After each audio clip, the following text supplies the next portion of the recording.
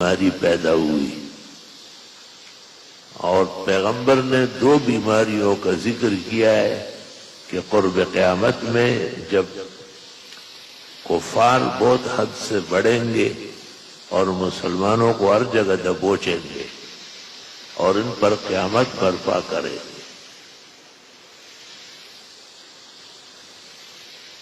تو اللہ تعالیٰ ان پر دو بیماریاں مسلط کرے گا۔ ایک کا نام ہوگا کوہان، یہ وہ دانے وہ آنے وہی چیز ہے، اور دوسری کا نام ہوگا محتان۔ کوہان کی تو وجہ معلوم ہوگی کہ نزلہ زکام ہے اور ناک سے پانی آ رہا ہے، اور محتان کی کوئی وجہ نہیں ہوگی، آدمی صحیح سلامت چل رہا ہوگا، اچانک گر جائے گا، جب اٹھاؤ گے تو مر چکا ہوگا، وہ اٹھانے والا بھی آگے دو قدم آگے گر جائے گا۔ نہایت البدایہ میں ابن کثیر نے ان بیماریوں کا ذکر کیا ہے،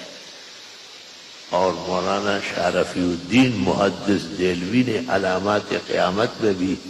مختصر تذکرہ کیا ہے، اور ماوردی نے ظہور مہدی کے اندر بھی